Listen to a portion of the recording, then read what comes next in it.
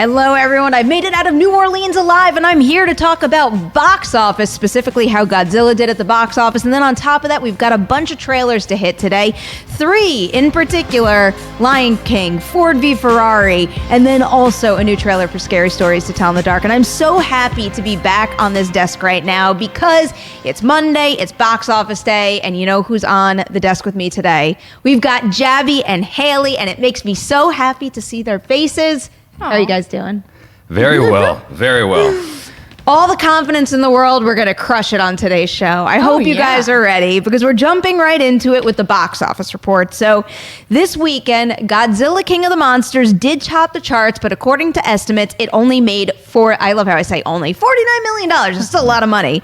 Number 2 went to Aladdin, $42.3 million. Number 3 opening up was Rocketman with $25 million. Ma also opened up this weekend, and it made $18.3 million, which earned it the number 4 spot. And finally, John Wick Chapter 3 took $11.1 million. So going back to the Godzilla question, I mean, I even fumbled my read just now where I look at a number like 49 and I want to say only 49 million for a giant blockbuster movie, but that's still a nice chunk of money. And then you look at the international box office as well, and it amounts to quite a bit. So you hear that Godzilla King of the Monsters opened up at the domestic box office with a total like this. Is that like an immediately raise the red flag concern for this franchise over at Warner Brothers? I don't think so, personally. I know that films have to make double their budget, the disclosed budget, in order to make a profit. But so far as it stands internationally, collectively, like it's made more than the disclosed budget. So I think they're going to be fine. I mean, if you take into consideration DVD sales, video on demand, and all that stuff, I feel like it's going to do fine. I don't see it changing anything in this genre whatsoever. Well, as we've discussed behind the scenes, they're moving forward. They moved forward with the next one anyway. Yeah. It is shot, so that one's happening. You said it's shot already? Yes, the Adam Wingard movie, okay. Godzilla vs. Kong. Okay. So it's like this movie, no matter how much it makes, it's not going to hurt that one. That one's coming out no matter what. I'm just concerned, I think, more so for Warner Brothers overall with their film franchises. I want to see more franchises in the mix with some of the biggest of the bigs out there, which is basically Star Wars and Marvel at this point, and DC as well. So I want to see them have a major franchise.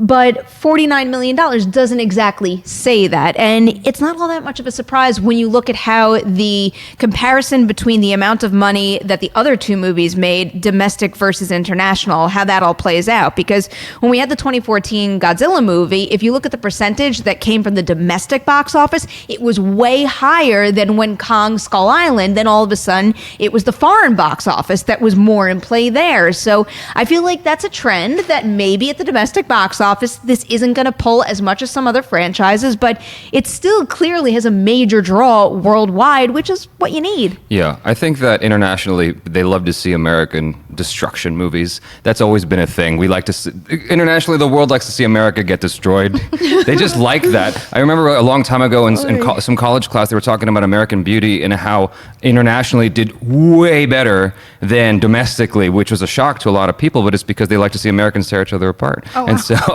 you know, and we're the ones that make the best destruction movies, and I feel like it's going to be fine. I feel like there's a movie idea in that concept. Like there's some sort of meta idea in that. Probably. Get the Coen brothers on it or something. Yeah. I would watch it. I love it. I'm kind of with you. It's not a great sign for the franchise, but it's not. I don't think it's like world ending or anything like that. And it's like you said, Godzilla vs. Kong is on the way.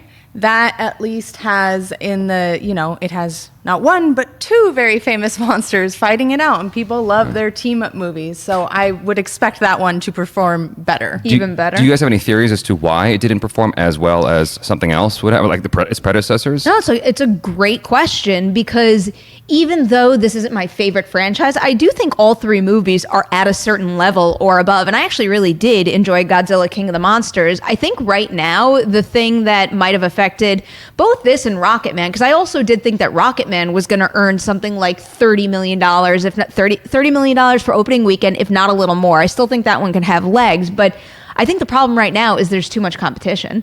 I mean, not even just this weekend with 3 new big releases, but then when you account for the fact that Aladdin's still in play, it only dropped 53.7%. We've got more movies next weekend, and basically all through the summer, there's a major release almost every single weekend, whether it's good counter programming or not. There's only so much of the box office pie to go around. Mm-hmm. So I think it's just too much competition right now. Well, the early reviews that came in were not favorable. Mm-hmm. I mean, when I went into my screening, it was around 49%. I came out of the screening, it went up to about 50-something. It's now around 39% on Rotten Tomatoes or something crazy like that. I did not realize it was there. Yeah, it's not favorable at all. And the thing is, movie tickets are getting more and more expensive these days, unless you have a special program like AMC Stubs member or whatever it's called, where you just pay a monthly.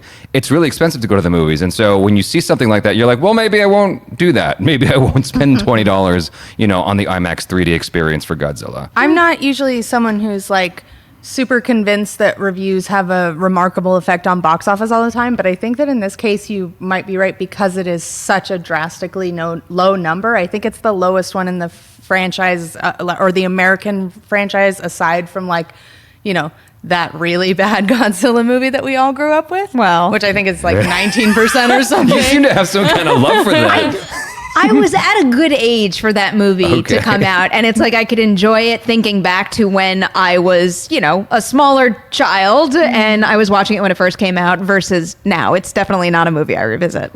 Yeah. But I remember it semi-fondly. But just a number that specifically low, like that maybe has a red flag quality to it, that something like, 55% or 60% wouldn't as actively discourage people from it. From what I understand, in China, a lot of their theaters are equipped with 3D, like high-end 3D. And so I think that it's still going to perform well internationally overall. It's still going to continue. Because what other movie is coming out in the next couple of weeks that is Godzilla-like in terms of just sheer visual effects spectacle on that level? I can't think of anything else off the top of my head. Well, Dark Phoenix has a lot of effects. But it's Men in Black. Yeah, it's not like monster movie. Yeah, it's not as big in terms of I don't think we have any other monster movies that I'm aware of this summer, unless I'm forgetting something obvious. No, I'm not either. I can't think of Crawl's anything. kind of a monster movie, but I don't think it's going to really be competing with Godzilla King of the Monsters. But it's not like Independence Day level destruction. And I feel like that's the only film in this month that has that, And so I feel like internationally it'll be fine. All right, looking at these other two now, especially you, Haleigh, I'm curious to get your take on Ma. Is this a win for Blumhouse? The thing about Blumhouse is they make movies for so cheap that it's very hard not to win.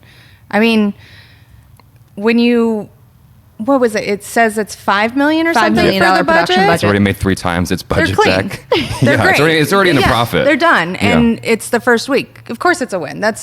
Jason Blum is a genius. He's built a company around winning, and this is just another example of how you get A-list talent on board to get people in the seats, to take your movie seriously, even though it's made on a micro budget, and then you clean up. Making the most out of very little. That's what you should do when you can in this industry. Otherwise, you get these major blockbusters that don't meet their goals, and then who knows what happens after that. That's how Kevin Smith got work for a long, long, long time. I mean, his budgets were always super low, and then his profits were strong compared to the budget. Well, I know that a lot of times it is good to have more resources in order to make the movie you originally envisioned, but I'm also a firm believer that when resources are tighter, it challenges you to be more creative, and usually you find more magic in that kind of working environment. But that's just me. No, I agree.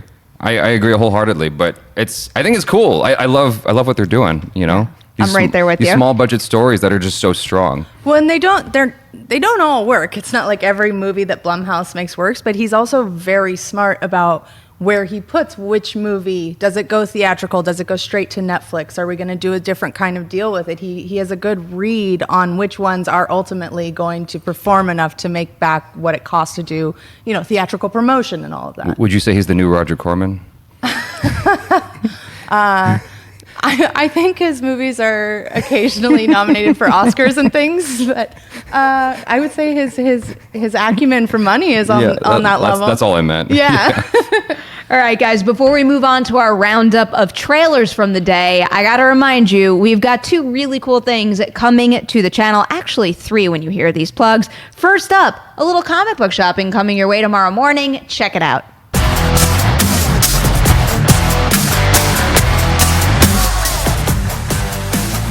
I'm Koay. We're here at Golden Apple Comics in the heart of Hollywood, right on Melrose, and I am here with Alexandra Shipp. Yes, Storm herself. One day it's gonna work. What?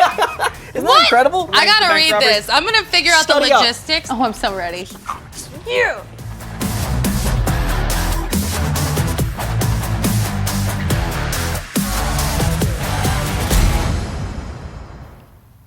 All right, remember when I teased 3 things? So there's comic book shopping, and then on top of that, not one episode of Rule of 2, which you're getting as usual today at 5 p.m. with the Marks, but they also did a review of Vader Immortal, the VR game. So you've got 2 Rule of 2s to check out.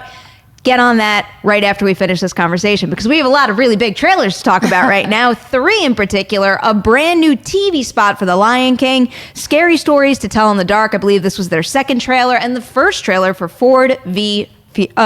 Ferrari. I want to keep saying Ferrari for some reason. It's weird. It just goes together really well. I don't know. Of the 3, if you had to pick one being the favorite that sold you the most, what would it be and why? It's hard because they're all really good. Like, I'm not even a horror fan, and I think all 3 are equally really, really good. But if I had to go with one, I think I would go with Ford versus Ferrari, because it's the director of 310 to Yuma, which is a film that I really, really enjoyed. I listened to the commentary on it, and that commentary had a big impact on my way of handling things when it comes to making content and whatnot. So I like that director a lot. I liked Logan. I liked what he did there. So I'm very excited for that. I love cars. I mean, I came here really, really fast. If that tells you anything, I drive a 6-speed manual transmission. So I'm like super into cars and whatnot. So seeing that, there's not a whole lot of Cars movies lately, if you think about it. Like, we have Fast and the Furious franchise still going, but it's not really about cars anymore. It's about, espionage and just epic action. I feel like the last thing that I could think of that had this vibe was Rush, which is a movie that I really love. So the fact that I got those vibes from this trailer is very encouraging. Haleigh, I'll let you go next. Which is your trailer of choice? Well, I think that you think. I don't know. I don't know what I think. So here's what I'll say. Wait, can we hear what Perri thinks first about what you think about what she's... Should we both say it at the same time, which one we would pick on the count of 3? Well, but... Ready? 1, 2, 3. Ford v. Ferrari. Oh, okay. So that's why I was like, I'm trying to warn you. I don't know yet. Oh, okay. I have a thing to say, which is that I thought you were going to just tell me that you weren't going to pick the horror thing, and I was going to be surprised. I think you thought that I was going to pick the horror thing based on what you said at the top of the show, but... when you ask me what sold me more, I'm already sold, right? Like, I'm in the seats for Scary Stories. That's over. And Ford v. Ferrari, now it's happening to me. Ford versus Ferrari. Just say the versus part and you'll be all right. I wrote down a line from the Scary Stories to Tell in the Dark trailer, and it was, some people believe if we repeat stories often enough, they become real. So I basically repeated something wrong and made it real by passing it along to you. Thanks, Pear. I'm not a car person. Okay. I don't even drive. So I thought I would have like no interest in that whatsoever, aside from James Mangold, who I think is spectacular. I love 310 to Yuma. I love Logan. That trailer, I don't know, it did it for me, even as someone who couldn't give less of a hoot about vehicles or racing or any of that. I like that Matt Damon's doing this quasi Tommy Lee Jones accent thing. I like their chemistry together. I like the way it's shot. It's very exciting. And the thing is, yes, I really did like the Scary Stories trailer, but ever since we went to that footage presentation, I was like, I'm in. It's over. I'm in. I think I'm right there with you. That was our first look at that movie, and also in my head being like a little bit of an Oscar nut, knowing that movie has a November release date gets me so excited. So it's like I sit down and watch that trailer knowing that, and then I watch this trailer, which feels so like grounded and real, and especially when it opens with that scene where he's talking to Noah Jupe. I don't know, I felt it. I felt like the infectious vibe of the racing that they're going to be talking about the entire movie. And the second you do something like that with so much atmosphere, I'm going to be sold. But Scary Stories to Tell in the Dark, I think looks great. And that quote that I read earlier, that's what I'm loving so much about that approach to the movie. It's almost like we keep talking about creepypasta lately. That reminds me of like creepypasta, but for moviegoers of all ages. Even though watching this trailer, it did cross my mind that this feels a little intense for young kids. Yeah. It feels like Death Note to me, in a way. You ever see Death Note or read up on it? I could definitely see that connection. That was the very first thing that came to my head because it's dealing with the book, with characters. I wasn't exactly sure about the rules regarding the book and its effect on reality, but I got Death Note vibes all over that. So that's exciting to me. You know what's really funny to me right now? That we've been talking about our trailer section for like 5 minutes and not a single one of us has mentioned Lion King. Because that's such an obvious one. Is it because it's obvious? I think so. I'm excited for it. It's doing everything that I want that Aladdin didn't do. which is it's shot for shot the movie so far. It's shot for shot the original cartoon. That's all I want. We talked about this last time. Yeah. I don't want it to vary from the cartoon. Just give me as close as you can what the cartoon gave me. We're definitely on the same page in that respect. The reason I haven't uttered Lion King is because initially, maybe it's because I didn't see any of this in the other trailers and it was a little jarring right off the bat, was seeing the lions talk. And by the time we got to the Timon and Pumbaa thing at the end, I thought it looked good. And I know he made it work in the Jungle Book, so I'm encouraged it's going to be fine. But really, when I was watching this for the first time and I saw that, I'm like, ugh, like that doesn't look right. I am inclined to agree with you a little bit because one of the things that I had said in my first trailer reaction was they look so real that it's borderline off-putting because they don't have the big eyes like the cartoon offers you. So it's less anthropomorphized than the cartoon. It looks like real National Geographic footage with animals talking as opposed to cartoon characters talking. So I get what you're saying there. I'm hoping that it's okay once you get to the theater and it just normalizes itself. You know, it's not weird anymore once you're in the theater. I really believe that's going to be the case. It's very difficult to sell anything that's like completely out of the realm of possibility, like animals talking in a matter of, in this case, 30 seconds. Yeah. That's the other reason I didn't mention it. It's 30 seconds. Yeah. We've already seen a lot of footage from it. And I do have faith based on the Jungle Book that the talking is ultimately going to work out, although these animals are extremely photorealistic. I mean, we were just joking outside, like the posters are hilarious because they just look like pictures of animals. Like, it's silly. There's nothing identifiable really about the designs or anything. It might as well be a Nat Geo poster. But I'm fine with the talking. I'm wondering if it'll have a stronger positive effect on us who have grown up with it than it will on children, because children are used to that kind of wide-eyed aesthetic that animation offers you, you know, in general. And so for us with the legacy of Lion King, it's like, oh my God, I remember this and that and this, you know, that feeling is going to kick in. And That's a fair point. I mean, it made me think that I've never asked my little cousins what they think of the Jungle Book or if they've even seen it. It's like, knowing them, I feel like they'd probably have more interest in seeing The Secret Life of Pets 2 versus Lion King for the exact reason that's you just said. interesting. Yeah. I don't know, it just crossed my mind. But then again, I've never asked them. I don't know how many of the Disney classics they've actually gone through and which ones they took to most. So Yeah. I don't know. Maybe it could create a little bit of a divide. I have a chat question here about Disney. So Dewana Troy is asking us, I'm curious, with Disney running out of animated films to adapt, would they start adapting the sequels, or can they give in how they end movies like Aladdin? So do we have sequels to these classics in the works? I don't know how many have like legit sequels versus straight to VHS sequels, or what the deal is with that. Aladdin had 2 sequels that, and I mean, I was a dumb kid, so I liked both of them. I think the third one is actually legitimately better than the second one, but I don't think it compares to the first one. I wouldn't mind seeing a live action adaptation of that, but actually, maybe I would.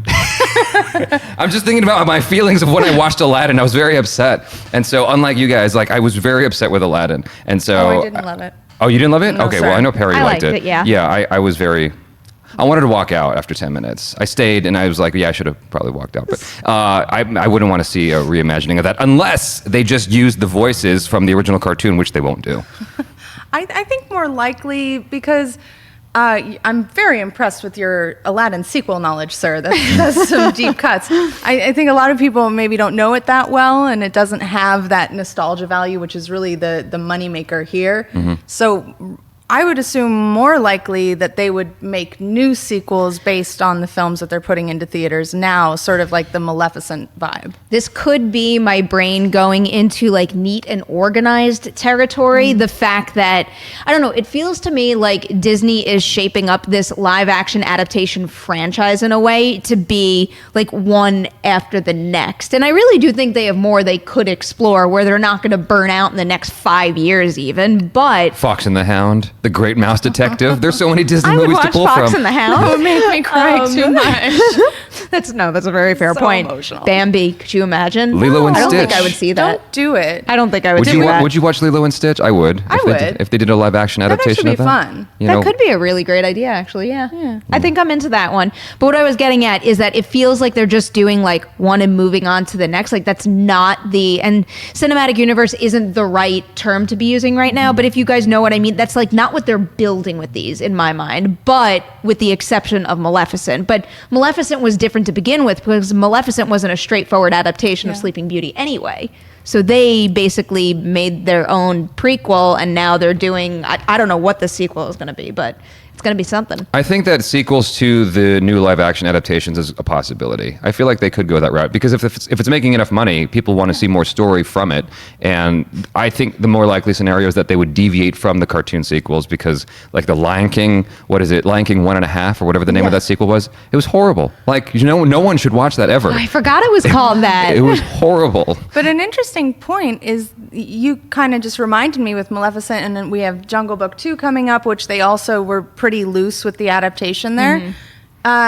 Beauty and the Beast made a buttload of money, and there's no talk about sequels on that or anything. So maybe they're, for now, respecting that. I'm looking forward to the Little Mermaid adaptation. Oh, it's going to be hard. And Mulan. I really want to see those two, see how they play that out.